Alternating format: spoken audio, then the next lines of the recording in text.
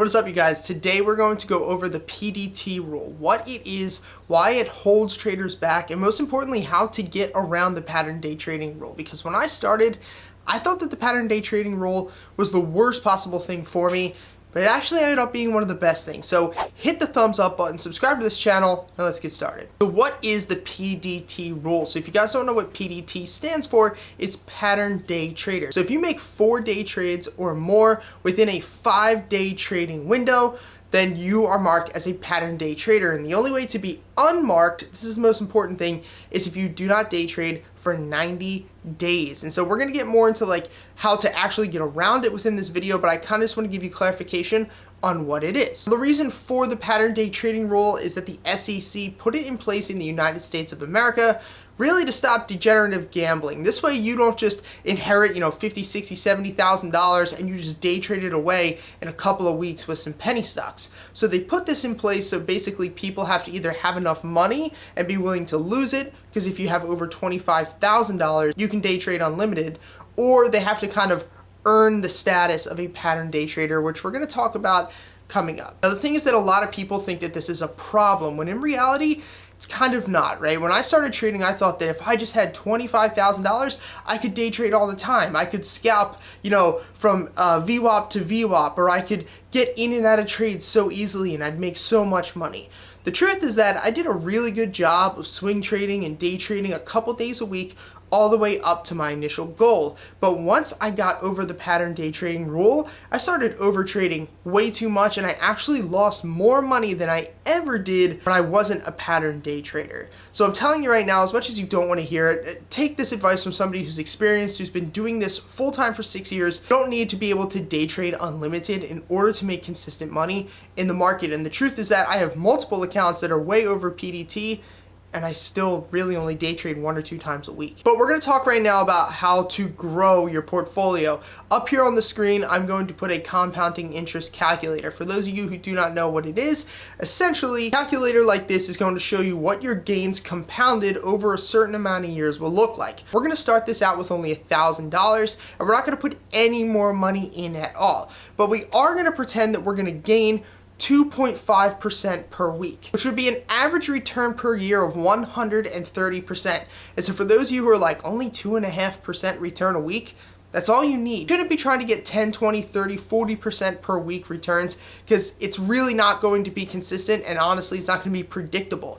You want to get 2.5% per week is your goal, right? It took me a couple of years to actually get that and stay consistent. So that is going to be your goal. And we're going to see how it looks after 1 year, 3 years, and 5 years. You can see there's a huge difference in just being consistent. A great way to actually use your day trades, because these things, when you are getting up there and trying to build your way up to like $20, $30, $40, $50,000, your day trades are going to be a safety net. So I recommend to all of my students in my private stock market academy, I'll put the link down below. You can start for 2 days completely for free, no fees or anything like that. I tell my students, like, use your day trades as a safety net, right? Say you're gonna enter a swing trade, everything is setting up properly and you want to put on that trade. Put on the trade, but save your day trade in case something happens, news comes out, the market's very volatile right now, and the stock you're in plummets, breaks through where you plan to stop out, but now you can't stop out because you've used all your day trades. Use the day trades in the beginning. At least always have one on the sideline as a safety net and a way to get out of a bad play. If you want to practice day trading though, I do say that you should use a paper trading account. It'll really help to actually have you practice day trading, and then maybe if you're feeling a little more aggressive, take 2 of those day trades and use them every single week to practice actually trading with live money. I get a lot of people who shoot me messages who say, hey Pete, I finally grew my portfolio to over $25,000. Or, I've been making extra money, I'm putting it in my portfolio, I'm at $25,300.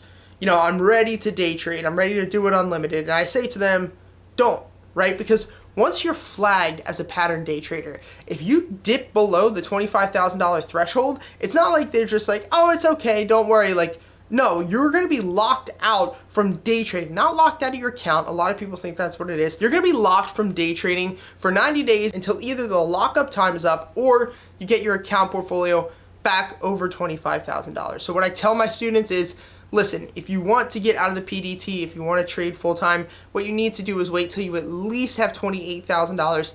I say actually wait until you have $30,000. So this way you have a $5,000 bumper and a cushion, just in case something like what happened a couple months ago ends up happening and you get screwed. Now, another way that you can actually get around the PDT rule is to have a cash account instead of a margin account. I'll make a whole video on that in the future, but essentially what I use and what 99% of people should use is a margin account. Now, you get a lot of people who say, well, I don't want to borrow money. I don't want to use margin. You still want a margin account, because essentially if you have $3,000 here and you were to buy Apple and then you sell Apple, normally you have to wait 3 full days in order for this money to actually go back and be used to take on a trade. So what a margin account does is they actually let you take the money, buy and share a stock, and then while your stock is sitting there and waiting and processing and doing whatever it does, they front you $3,000, and then once your $3,000 clears, it goes back to them, and it makes this big beautiful circle. If you have a margin account, you cannot have more than 3 day trades a week. It's what we're trying to get around, right? So what you can do is have a cash account. Now the problem with the cash account is that it takes 3 days for the funds to settle, and there's nobody spotting you that money. But the good thing about it is that you actually don't have any pattern day trader regulation. So in theory, you could day trade really all you want without any limitations. But the thing is that if you have enough money to where you can just make that happen, so let's use this example, right? Say you have $10,000. You could take $2,000 and day trade once on Monday, $2,000 day trade once on Tuesday, $2,000 trade once on Wednesday, $2,000 trade on Thursday, $2,000 day trade on Friday. And this way, as long as you have 1 day trade per day, really that money can just cycle its way over and you can get 5 day trades a week instead of 3 day trades a week. But the thing is that, like, if you're only trading with $2,000 in shares and you have 10,000, you're kind of just limited by the amount of money that you want to trade. So that's why I don't really recommend doing it. And if you have enough money to actually make it worth doing that, then you probably have enough money to be over the PDT. Now, something that you can do that I actually did and really helped me was have multiple broker accounts. So the way the SEC looks at this is not that I, Peter DiCarlo, am only allowed 3 day trades per week. It's that my broker only allows 3 day trades per week. So what I used to do, when I worked my way up to $15,000, I would take $5,000 in Robinhood, $5,000 in Webull, $5,000 into TD Ameritrade. And I would get 3 day trades per week with 5,000, 3 day trades per week with 5,000, 3 day trades per week with 5,000, which was 15 day trades per week. And I'm telling you, as somebody who does this full time, you do not need to be day trading that much. You really don't need 15 day trades per week, but that's a great way to get around it. Now, one of the downsides is that it's a ton of paperwork when it comes to tax time. It's a ton of hassle trying to keep up with, do I have day trades here? Do I have day trades here? It can really get kind of messy. So also make sure you hit the like button to subscribe to this channel. It really helps us out, and I can keep giving out more free content like this. Final way to get around the PDT rule is just get over $25,000. And yeah, not everybody can do that.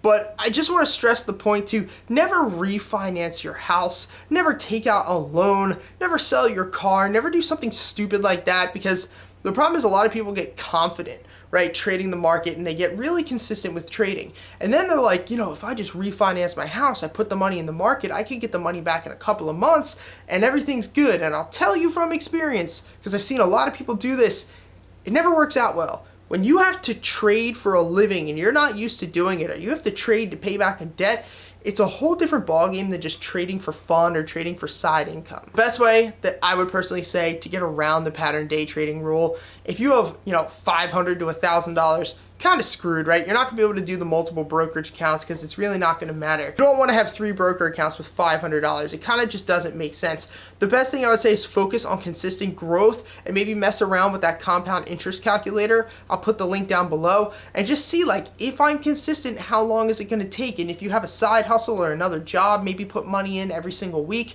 till you eventually get to the $25,000. But I will tell you, you don't need it to be profitable and you don't need it to be consistent. Now, if you're somebody who has like $10,000, $15,000, $20,000 and you are consistent in the market, but you want to get to that next level, maybe think about opening multiple brokerage accounts so you can actually take advantage of that. But honestly, for me, I don't really think you need it. So let me know what you guys think. Are you under PDT? Are you way over PDT? How long have you been trading? Comment down below, hit the like button, subscribe to this channel, and I'll see you guys next time.